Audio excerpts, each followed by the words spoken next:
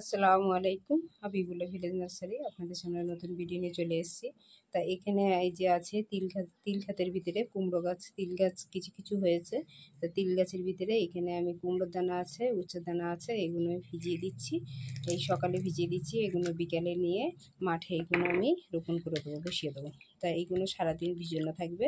ভিজিয়ে তারপর মাঠে বসিয়ে দিলে হালকা মাটি যদি ভিজে থাকে সমস্ত চারাগুলো বার হয়ে যাবে সুন্দরভাবে। বর্ষার সময় তোমার কুমড়োগুলো পেয়ে যাব। এখন ছাদ বাগানে যা কিছু কিছু লেবুগুলো মোটা হয়ে গিয়েছে, দেখে কত সুন্দর।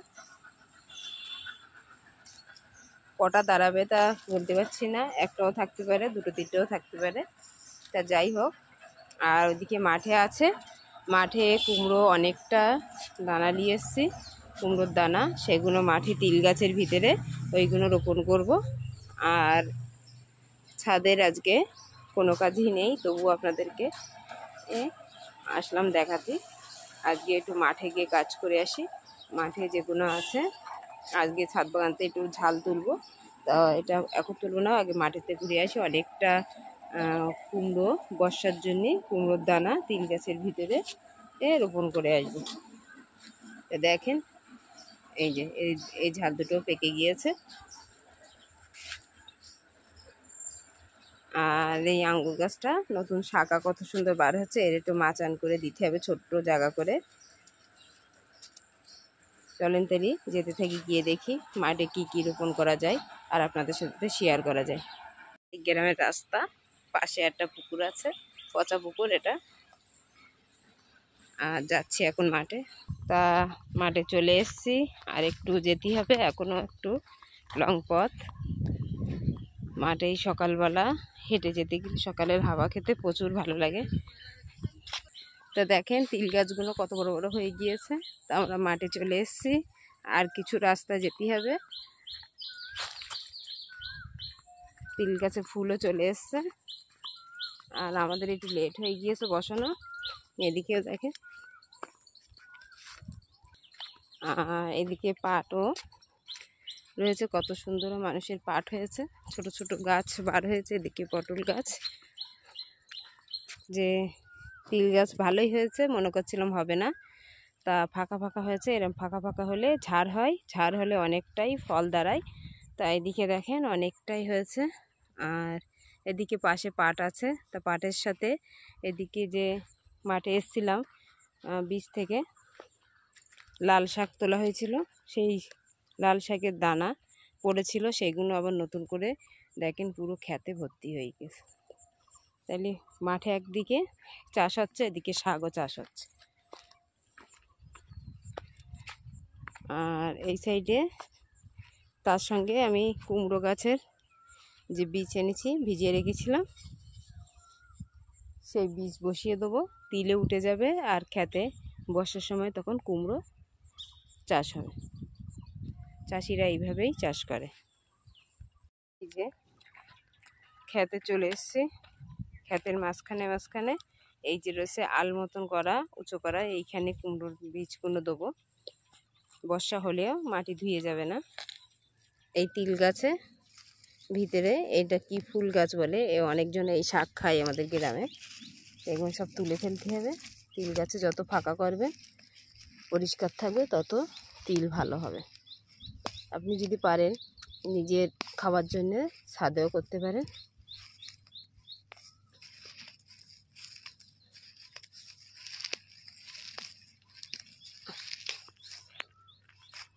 এগুলো নিরেন্দ্রেই তোলার জন্য বেশি ভালো।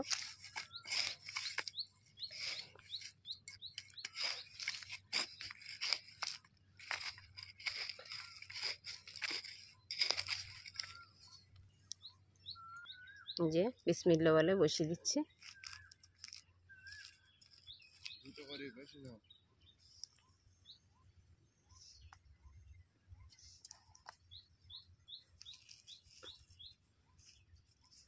দাদা বলছে এখান থেকে দুটো করে দিতে বলছে।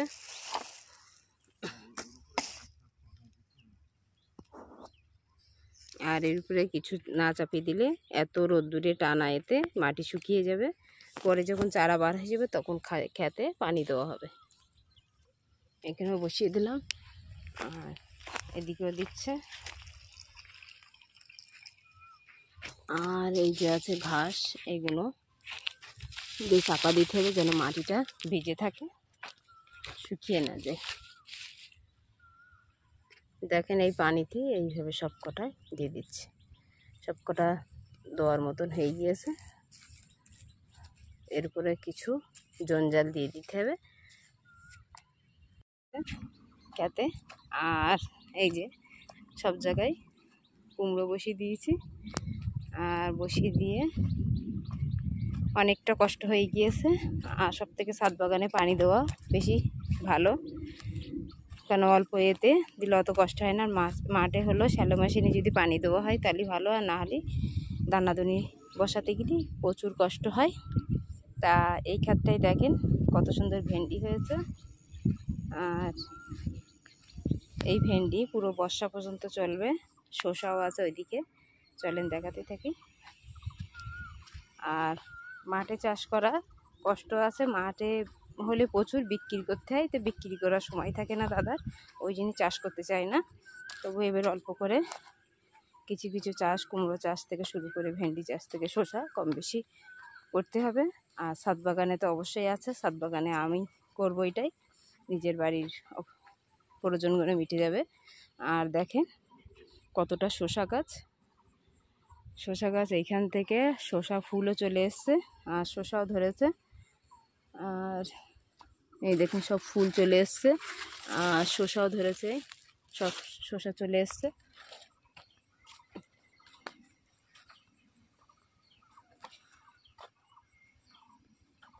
কত সুন্দর হয়েছে। তা আমাদের মাঠে প্রত্যেক চাষি ভাইরা প্রত্যেকজনা চাষ করে। আমাদের এখানে যেগুলো বাজারে কিনতে হয় সেগুলো আমাদের প্রয়োজনগুলো মিটে যায় মাঠ থেকে। আর শসাগুলো যখন চাষ হয়, যখন হয় বাজারে অনেক দাম, 80 টাকা 40 টাকা 60 টাকা কেজি হয়। আর আমাদের এখানে খেতে আসলে যদি বলি চাচা শসা বিক্রি নিয়ে যাও, 60 শসা থাকে সেগুলো কম দামে দিয়ে দেয়, ভালো শসাও নিয়ে নিই। তবে অসুবিধে নেই, আমাদের এখানে সব জিনিসই গ্রামে অনেকটা কষ্ট কম শহরের থেকে। শহরে বেশি কষ্ট, মানুষের সব কিছু কিনে খেতে হয়। আর এখানে সংসার আমাদের 2-3 দিন 4 দিন আমাদের আপনার দাদারা যদি না দেয় আমাদের চালানোর ক্ষমতা থাকে। তাই এরকম অবশ্যই আপনারা কলকাতায় ছাদ বাগানে এরকম চাষি ভাইদের মতন মাঠে করে আপনারা যদি ছাদ বাগানে করেন তাহলে আপনাদেরও দাদাদের সঙ্গে হেল্প করতে পারবেন।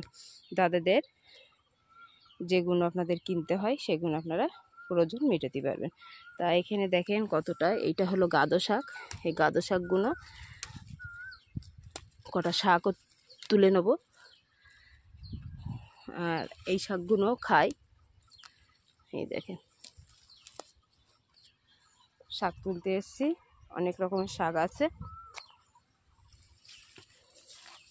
গাদো শাক 3-4-5 রকম শাক দিলে টেস্ট লাগে একরকম। আমি যখনই শাক খাই মাঠের থেকে শাক নিলে 3-4 রকম 5 রকম শাক একসাথে মিশিয়ে রান্না করে দারুণ লাগে। তো দেখেন গাদো শাকগুলো একদম লকলক করছে। আর যখনও মাঠের থেকে নিতে হবে গোড়া থেকে টেনে নিতে হবে, নাহলে এর থেকে নতুন আবার গজাবে।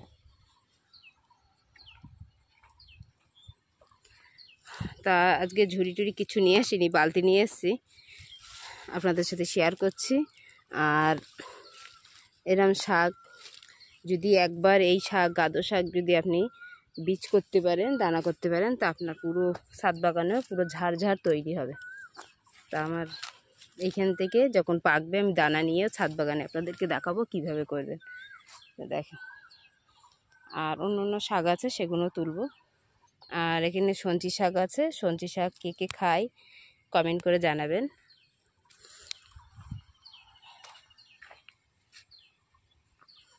সব পাঁচমিশালি শাক মিশিয়ে রান্না করলে দারুণ লাগে খেতে।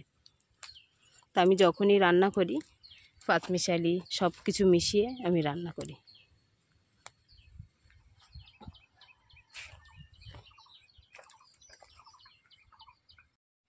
আজকে পুরো মাঠের কাজ শেষ হলো, শেষে এখন বাড়ি যাচ্ছি।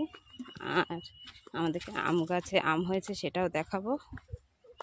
আর দেখেন জোড়ায় জোড়ায় পটল, এই দেখেন সব পটল হয়ে আছে, টমেটো এখনো কিছু আছে।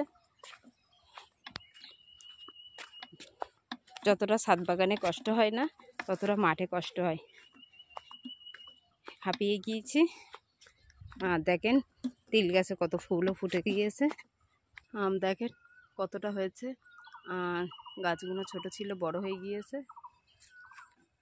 আর এই আম গাছগুলো আমাদের না, আমাদের শ্বশুর হয়, চাচাতো শ্বশুর, তাদের দেখেন প্রত্যেক ছোট ছোট গাছে কতটা আম হয়ে আছে।